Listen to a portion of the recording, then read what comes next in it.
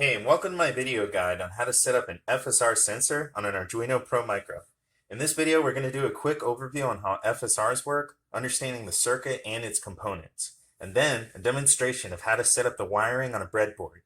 This video requires no prerequisite knowledge of electrical work or soldering of any kind. However, today I'm only going to be covering the actual sensor wiring for the Arduino board. Lighting, software, and other wiring issues will be covered in other videos.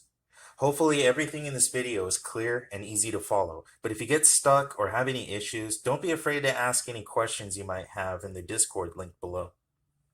So, what is an FSR sensor? Why would you want to use one?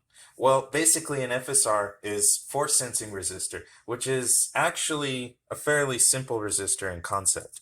So basically, you have a resistor here, and it's three different layers. You have the conductive layer on top. It's separated with a semiconductive piece of plastic, and then another conductive layer on the bottom. This then leads out into a positive and negative terminal. So the way it works is the harder you press down on it, the closer these contacts get to each other, which allows more electricity to flow through, increasing the voltage and the signal strength, which the board can interpret as a button press. The advantage to this is you can adjust the pressure and when it activates as a button through the software rather than having to mess with the actual physical panel and the button itself. You can also fine-tune them to a very tight degree, so you get a lot of control over exactly how sensitive your pad is. That's basically what an FSR is and why you would want to use one. Next, we're going to go over all the different components that a board like this is going to need. So anyways, you're going to need jumper wires of different lengths. You can get one of those multi-length packs for pretty cheap. You're going to need 330 ohm resistors. Now, I'll throw in really quickly here that you can actually also change the sensitivity by using a different value of resistor.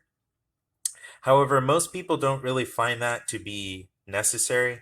And through a lot of different practice and experience, people have found that 330 tends to be a pretty solid choice for basically any one of these FSRs. And then we're also going to be covering the Pro Micro board, which uses the Mega 32U4 chip. You may also see some of these boards listed as either 3.3 volt or 5 volt. However, it doesn't really matter which one you use. But that is something to point out that you don't really need to worry about which one you pick. They both work just fine according to tests that a lot of people have done with all kinds of these different boards. So next up, you're going to have the actual FSR itself. So there are a few different companies that produce these. They make these sold and shipped in the US. So that is something to consider. They might be a little more expensive if you're outside of the US. You might want to look at other options, but at least for anybody in the United States, I'm just going to go ahead and recommend going with these on Intertech's website. They have the 406, which is the square one, the 408, which is the long strip one, and this one right here for today's demonstration is actually the 402.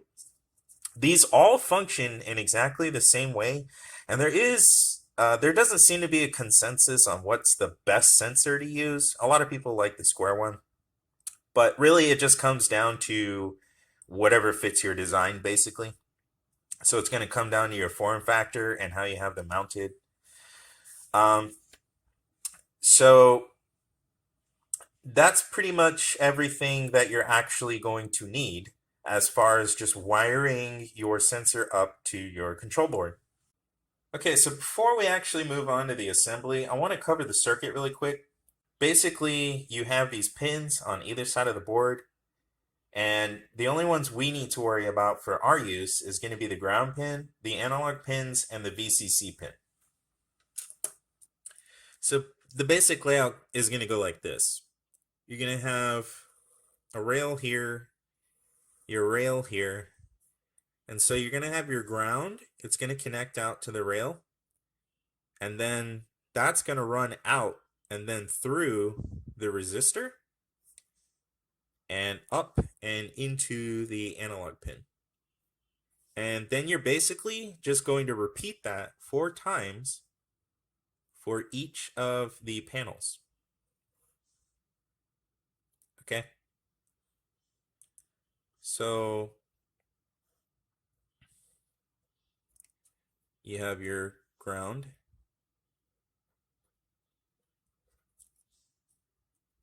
And that goes through your 330 ohm resistors. And then each one feeds up into the analog pin. Now, these are all separated from each other with these resistors. So even though they all connect to the ground, they're not actually going to have signal interfering with each other. And then you're going to take your VCC pin, and that's going to run out to your power rail. Okay? So you have your ground running to your resistor, up to your analog pin, and then you have your power running out to this rail. So then what you're going to do is you're going to have your sensor, and it's going to have the 2 wires. One will connect to the power, and one connects to the signal. And sort of like on the other side, all 4 sensors are going to have one of the wires connected to the power, and one of them will be running to each of the signals. And that's pretty much how the circuit is going to be laid out. Now that we have our parts and understand our circuit, we can move on to the actual assembly. So as you can see, we have our breadboard here, and the breadboard is actually pretty simple. So we have these rails here that run vertically. All these pins are connected to each other, and all of these pins connect to each other horizontally. So everything here is connected horizontally, and then everything here is connected vertically. So we're going to take our Pro Micro board, which should include these little standoff pins. You may have to solder them, but again, we're going to cover that kind of stuff in another video. So this is just going over the assembly for the wiring.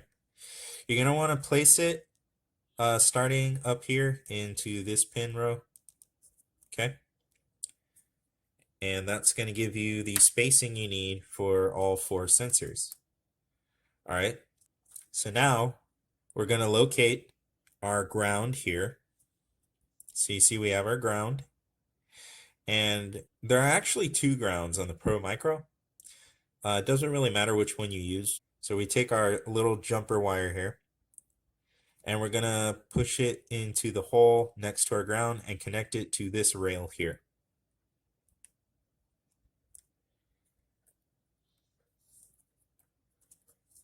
So now our ground is connected to here, and just like on our diagram, everything on this rail is going to be connected to our ground.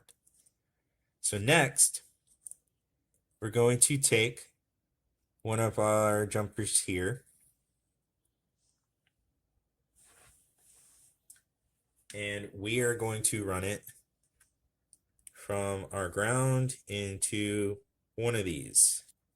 So now we have our ground running out, down, and out to here. Okay, so everything in this row is now connected to ground.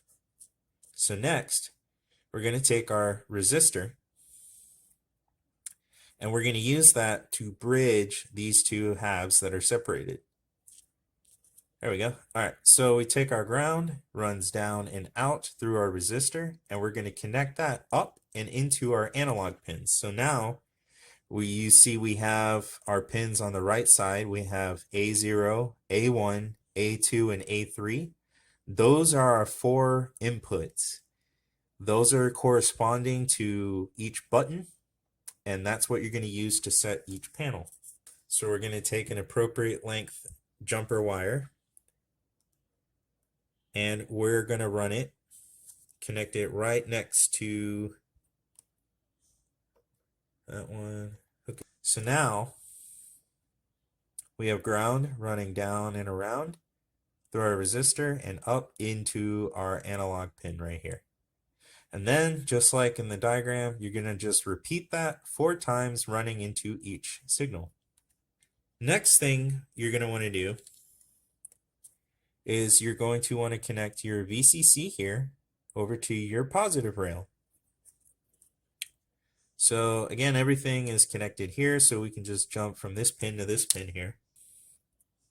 So now as you can see, everything here is now going to be connected to VCC, which is our power. So we got our ground running down and out here, and everything is hooked up to our power.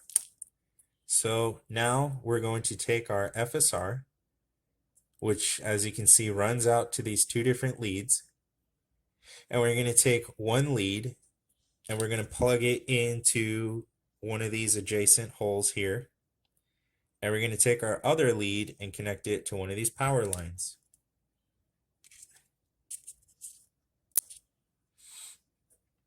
So now you have one wire connected to the analog signal and the other wire is connected to power. So you have the ground running out to the resistor, to the analog pin, and then you have power running out to here. And that's pretty much it.